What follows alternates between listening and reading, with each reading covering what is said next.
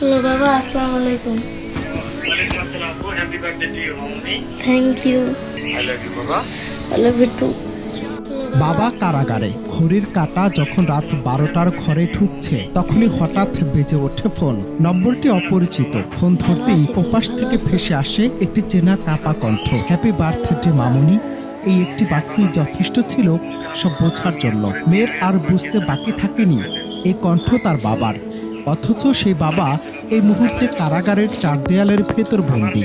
বাইরে আলো, কেক, মোমবাতি আর ভেতরে লোহার শিক, নিঃসঙ্গ তার অপেক্ষা। তবু মেয়ের জন্মদিন ভুলে যাননি বাবা। তাই তো বলা হয় পৃথিবীতে অনেক খারাপ মানুষ আছে, কিন্তু একজনও খারাপ বাবা নেই। হ্যাঁ বাবা, তুমি কিন্তু মন খারাপ করো না। আমি এরপরে বের হয়ে তোমাকে জানা করা দরকার করে দেব। আচ্ছা। তাদের জন্য দোয়া করো, কান্নাকাটি করবো না। আমার মেয়ে, তুমি এটা বুঝতে হবে। আমার মেয়ে হিসেবে কান্না করা উচিত না তোমার। এটা নিয়ে তোমার গর্ব করা উচিত। কখনো কান্না করবো না, ঠিক আছে বাবা? আচ্ছা। আই লাভ ইউ বাবা। I love you too.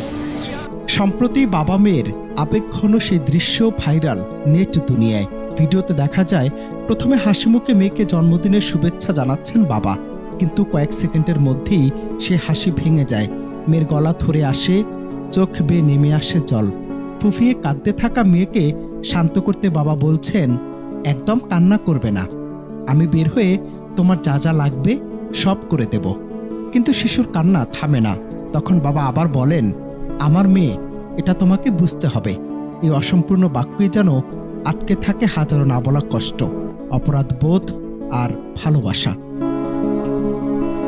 অনেকের মতে এই ভিডিও শুধু একটি জন্মদিনের গল্প নয়, এটি বাবার ভালোবাসার এক নীরব চিৎকার। সমাজে তিনি হয়তো একজন অপরাধী, আইনের চোখে তিনি দোষী, কিন্তু মেয়ের চোখে তিনি শুধুই বাবা। কারাগারের ভেতর থেকেও যে মানুষটি মেয়ের জন্মদিনে ফোন করার চেষ্টা করেন, তিনি প্রমাণ করেই দেন বাবার ভালোবাসার জন্য কোনো শিকলি যথেষ্ট শক্ত নয়। এই দৃশ্য কাঁদিয়েছে লাখো মানুষকে, কারণ এখানে নেই কোনো অভিনয়, নেই কোনো স্ক্রিপ্ট, আছে কেবল নিখাত অনুভূতি।